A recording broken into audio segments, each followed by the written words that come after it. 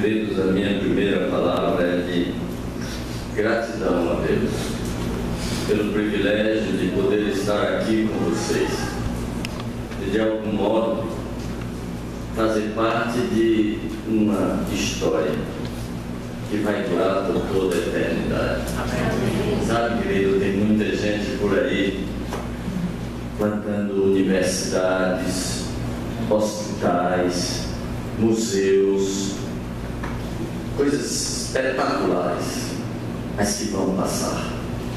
Mas a Igreja de Jesus Cristo, esta é a única que tem a garantia de continuar por toda a eternidade. De modo que, se perguntarem se você vai deixar algum legado para a história, diga: vou deixar um legado eterno. Faço parte de uma igreja que tem Jesus Cristo como Senhor, Salvador e Supremo Pastor. Eu quero dizer a vocês que eu me senti extremamente feliz de estar aqui hoje. Fazia tempo que eu devia essa visita aqui a vocês para matar a saudade. Que maravilha ver vocês aqui. Que maravilha ver o fruto do trabalho de vocês e saber que é para a glória de Deus. Eu quero compartilhar com vocês um texto que está no Evangelho de Jesus Cristo, conforme escreveu Mateus, no capítulo de número 20. Nós vamos ler do verso 1 até o verso 16. Evangelho de Mateus, capítulo de número 20.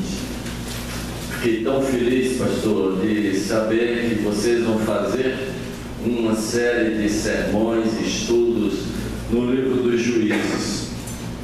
Eu tenho pena quando eu chego numa igreja e as pessoas dizem que o Velho Testamento não existe mais.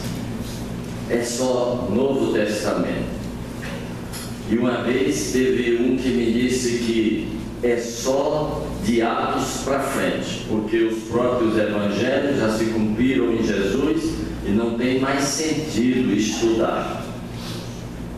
Vai ver que deve ter alguma que só estuda o Apocalipse e algumas não estudam nada de Bíblia.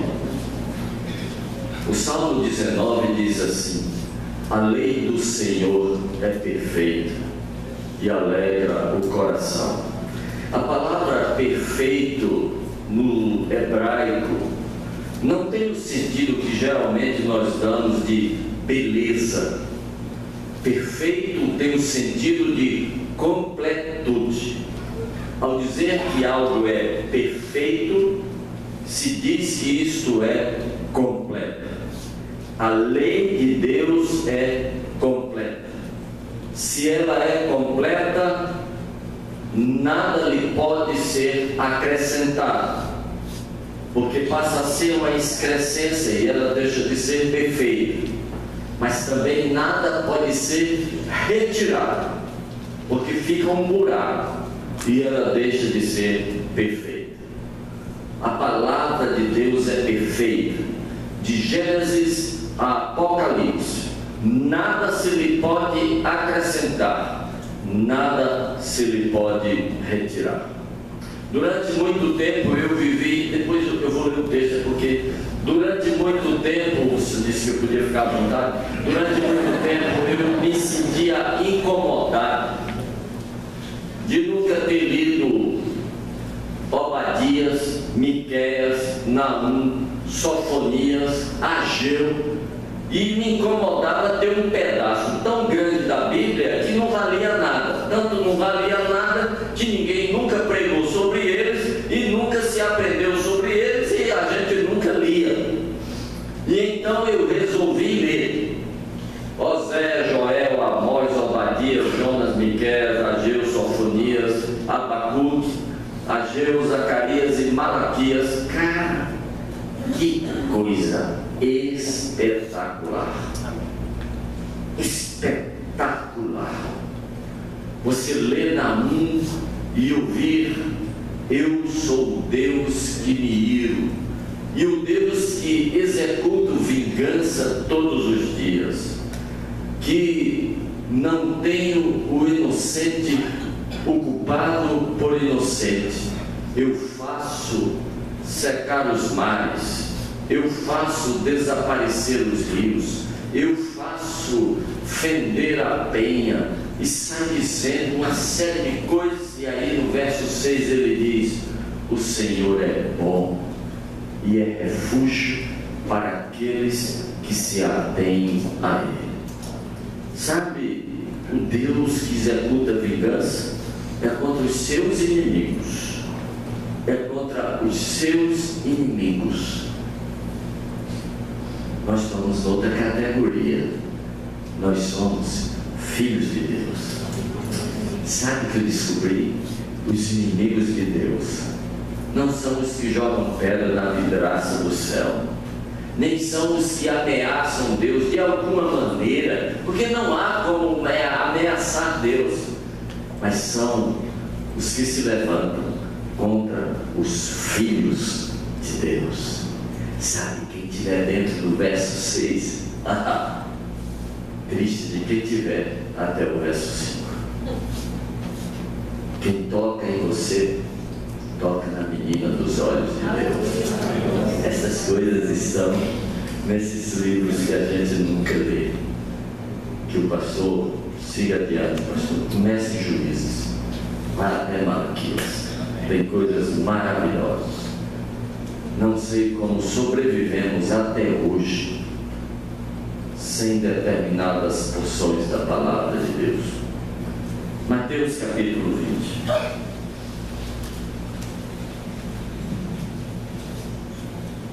Nós vamos ler do verso 1 ao 16. Porque o reino dos céus é semelhante a um dono de casa que saiu de madrugada para assalariar trabalhadores para a sua vinha. E tendo ajustado com os trabalhadores a 1 denário por dia, mandou-os para a vinha. Saindo pela 3ª hora, viu na praça outros que estavam desocupados e disse-lhes: ide vós também para a vinha, e vos darei o que for justo. E eles foram. Tendo saído outra vez, perto da hora 6ª e da hora 9ª, procedeu da mesma forma. E saindo por volta da hora 1/10, encontrou outros que estavam desocupados e perguntou-lhes: por que estiveste aqui desocupados o dia todo? Responderam: porque ninguém nos contratou. Então ele lhes disse: ide também vós para a vinha. E ao cair da tarde, disse o senhor da vinha ao seu administrador: chama os trabalhadores e paga-lhes o salário, começando pelos últimos e indo até os primeiros. Vindo o da hora 1/10, recebeu cada um deles 1 denário. Ao chegarem os primeiros, pensaram que receberiam mais, porém também estes receberam 1 denário cada um. Mas tendo recebido, murmuravam contra o dono da casa, dizendo: estes últimos trabalharam apenas 1 hora, contudo os igualaste a nós que suportamos a fadiga e o calor do dia inteiro. Mas o proprietário respondendo disse a um deles: amigo, não te faço injustiça. Não combinaste comigo 1 denário? Toma o que é teu e vai-te, porque eu quero dar este último tanto quanto a ti. Porventura não me é lícito fazer com o que é meu aquilo que eu bem quero? Ou são maus os teus olhos porque eu sou bom? Assim os últimos serão os primeiros, e os primeiros serão os últimos. Porque muitos são chamados, mas poucos escolhidos. Senhor Deus, esta palavra é a tua palavra. Ela foi pronunciada por Jesus Cristo há quase 2000 anos atrás. Havia um propósito no coração de Jesus e no teu coração, Senhor. pronunciado. Havia um propósito no teu coração quando o Espírito Santo moveu Mateus a escrever esta palavra. Com certeza também há um propósito no teu coração quando colocasse no meu coração o desejo de compartilhar esta palavra aqui, neste lugar, esta noite, para estas pessoas que aqui estão. Cumpre o teu propósito na vida de todos nós, em nome de Jesus. Amém. Queridos, os primeiros 20 anos da minha vida profissional, eu passei em sala de emergência, como cirurgião de emergência. Era meu xodó, era o que eu gostava. E já viu aquela história, quanto pior, melhor? Era o que eu mais gostava. Quanto mais esbagaçado, mais eu gostava, porque aquilo era um desafio para mim. E durante 20 anos foi o que eu fiz. Nos últimos 10 anos da minha vida profissional, por pressão dos colegas cirurgiões que eram meus sócios, trabalhávamos na mesma equipe, e também por pressão de Simone, eu fui parar no consultório. Meu amigo, aquilo foi um sofrimento. Eu me sentia muito mal no consultório, porque na sala de emergência, com os doentes que eu operava, eu nem precisava perguntar o que eles estavam sentindo. O cara levava um tiro de 12 e eu já sabia o que era que eu tinha que fazer. Eu corria com ele para a sala de cirurgia e no outro dia que eu ia dar bom dia, boa tarde ou boa noite, perguntar o nome dele e me apresentar. Mas no consultório tinha que fazer todas aquelas perguntas. E aí chegava aquele pessoal vendendo saúde, e entrava sentado, eu dizia: pois não, minha senhora, o que é que a senhora está sentindo? E ela dizia: não sei, doutor, quando eu como muito, sabe, eu fico meio empachada assim. Eu dizia: eu também fico, minha senhora, não tem outra coisa não. De modo que o consultório para mim era um suplício. O que eu gostava mesmo era de emergência. Um dia nesse tal consultório chegou um paciente, um sanfoneiro, e ele chegou e começou tudo diferente, porque ele já chegou botando um bocado de dinheiro em cima da mesa e disse: doutor, o meu caso é vesícula, eu vim para o senhor me operar. Eu disse: não, peraí, não é assim, o senhor vai primeiro se deitar na cama, eu vou examinar, e aí depois nós vamos decidir qual é o problema. Ele disse: não, mas eu já sei que é vesícula. E aí eu deitei, examinei, e quando terminou era vesícula mesmo. Eu disse: tudo bem, é vesícula, vamos operar. Ele disse: eu quero pagar.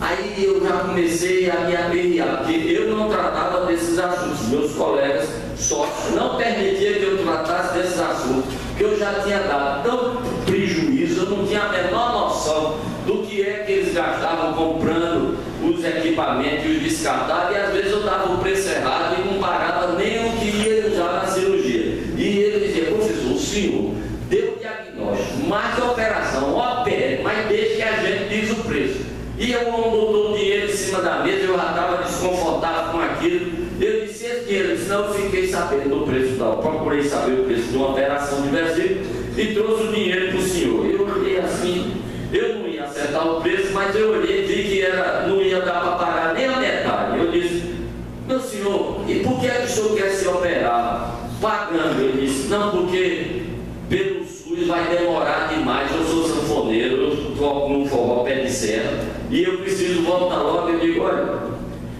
esse dinheiro aí não vai dar para pagar a operação não, mas não tem problema não, o senhor vai lá no HU e eu vou lhe operar e o senhor não vai gastar nada. Ele disse: ah não, doutor, eu quero pagar, porque eu tomei esse dinheiro emprestado, já paguei a usura e agora eu quero pagar para o senhor. O senhor tomou dinheiro emprestado para vir se operar comigo. Eu disse: não tem o menor perigo de eu receber esse dinheiro. Pega o dinheiro, devolva, toma sua usura de volta. Era o juro que ele pagou para a agiota. Toma a sua usura de volta e o senhor vai lá que eu lhe opero. Está aqui o papel, vou lhe encaminhar, eu lhe opero na segunda. Se o senhor chegar com os exames prontos, segunda-feira eu lhe opero. O homem disse: eu só pagar. E foi-se embora. Não quis receber de graça.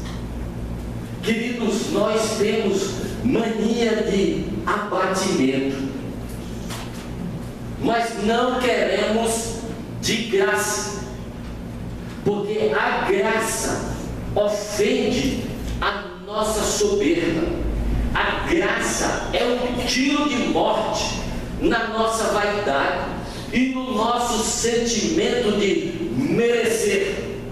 Aquele homem não tinha condições de resolver o problema dele. Aquele homem não tinha dinheiro para pagar a solução do problema dele.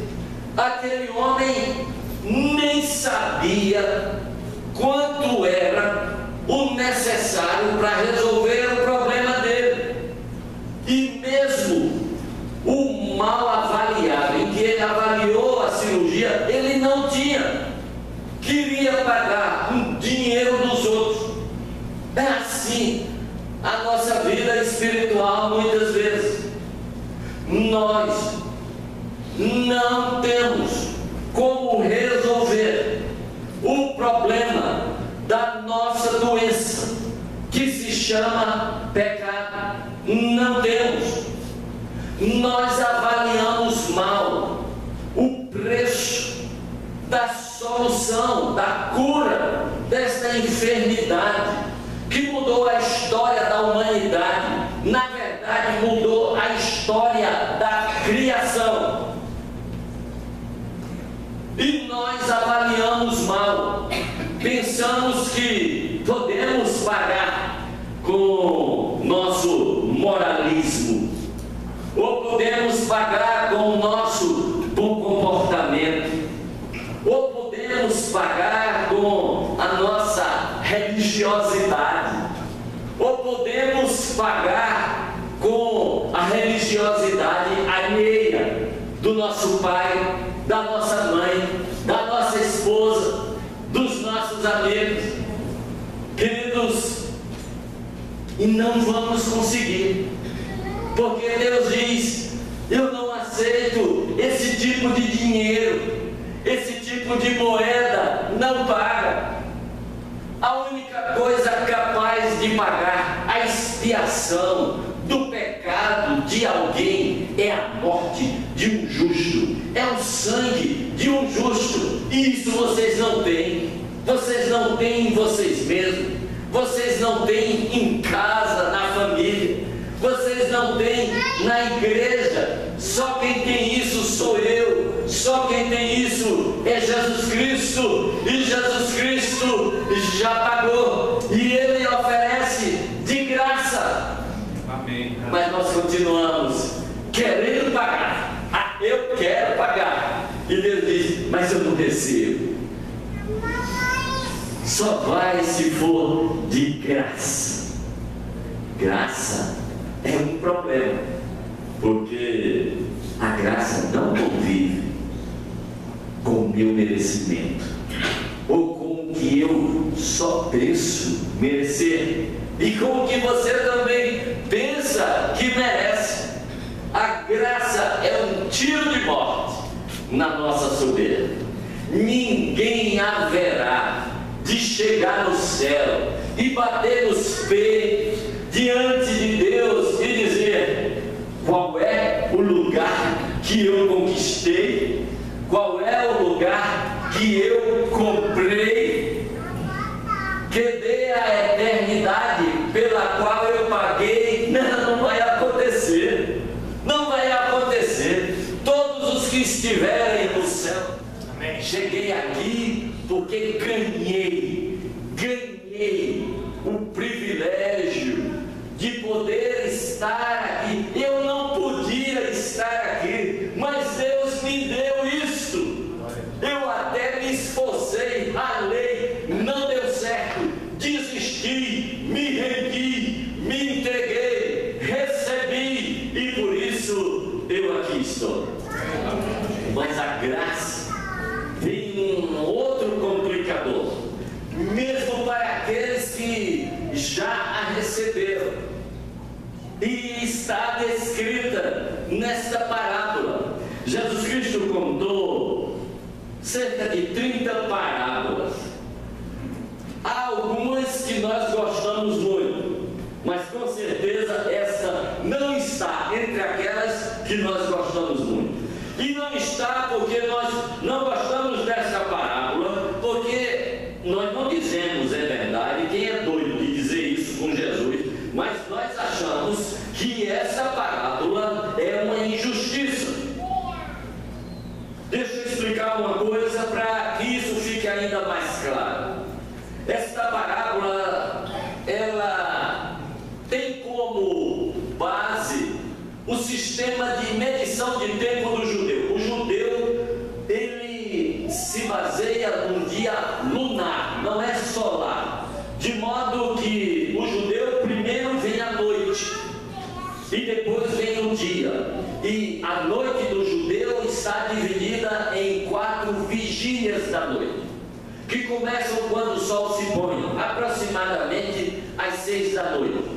E a primeira vigília da noite, que dura 3 horas, vai até às 9 horas da noite.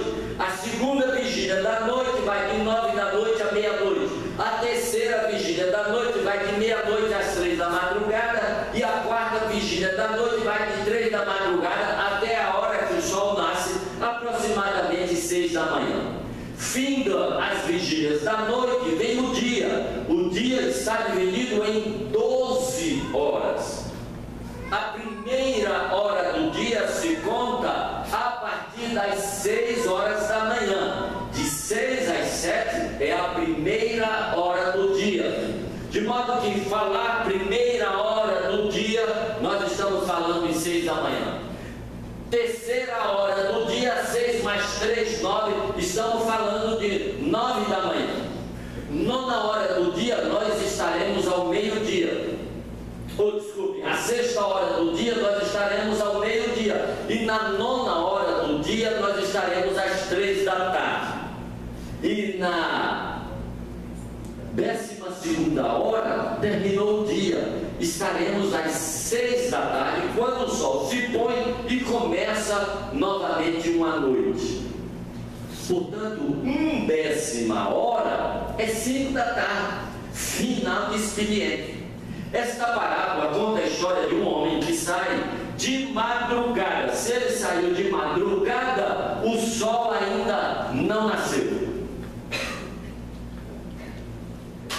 Nós estamos durante a 4ª vigília da noite. O homem sai de madrugada para contratar pessoas para trabalhar na sua vinha e contrata a 1 denário o dia de trabalho. 1 denário era o valor de um dia de trabalho que durava 12 horas, obviamente com um intervalo para almoço. Naquele tempo ninguém usava relógio, ninguém se guiava de bom, deu 11 horas, hora de parar, não tinha isso, o povo se guiava pelo sol.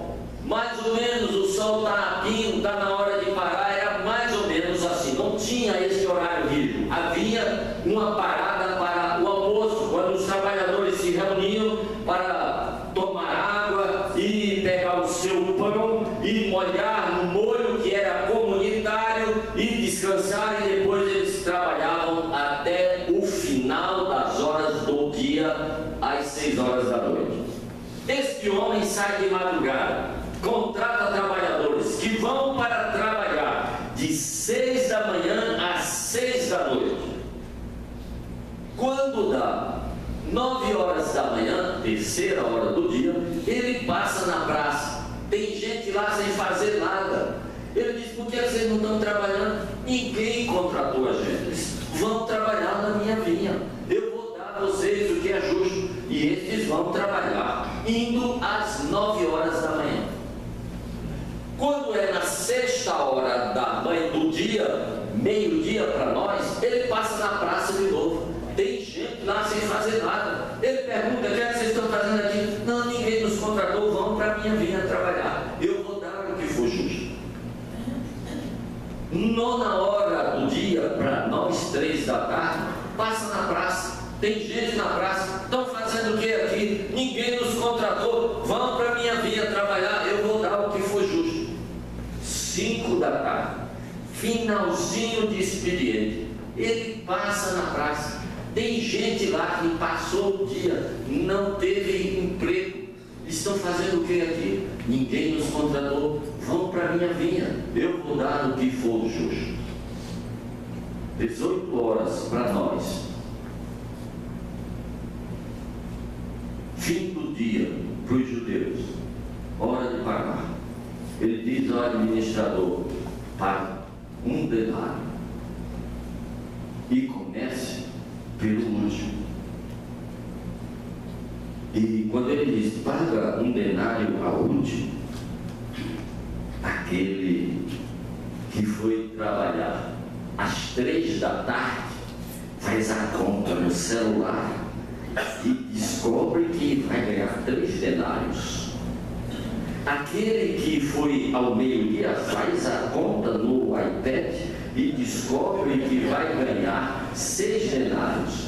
O que foi para lá às 9 horas da manhã também faz as contas e descobre que vai ganhar 9 denários. E adivinha, o que foi na primeira hora do dia, pega o notebook, abre, faz a conta, vou estourar a boca do balão, vou ganhar 12 denários.